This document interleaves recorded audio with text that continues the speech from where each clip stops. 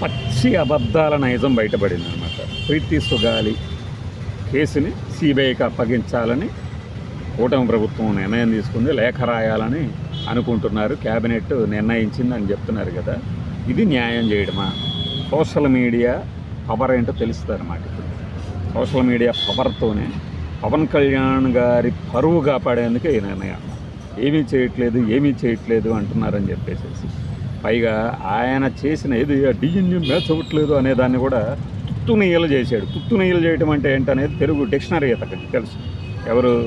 మాజీ ఐఏఎస్ ఆయన విజయ్ కుమార్ గారు. అసలు సిబిఐ రాసిందేంటి? ఏది అసలు సిబిఐకే అప్పగించలేదు, అంత దొంగతనంగా ఉంది జగన్మోహన్ రెడ్డి ప్రభుత్వం, సిబిఐకి అప్పగించలేదు అని చెప్పిన వాళ్ళు మరోసారి సిబిఐకి అప్పగించాలనే వార్త ఎలా ఇచ్చారు? ఇప్పుడు సిబిఐ ఏమని ఇచ్చింది? డబ్బులు లేవు అని కాదు.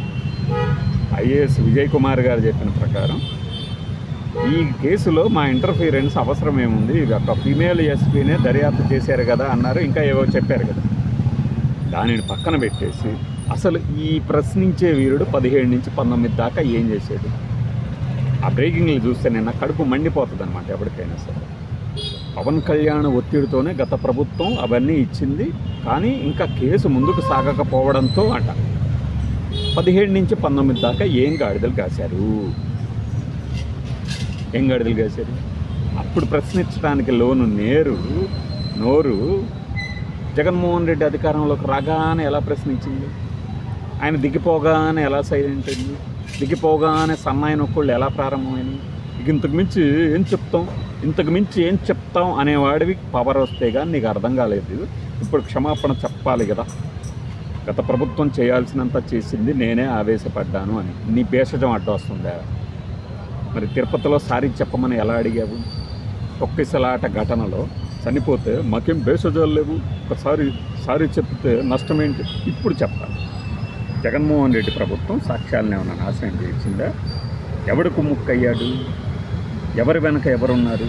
2017లో జరిగిన సంఘటనని నువ్వు 19లో జరిగినట్టు 1-2 సార్లు మాట్లాడి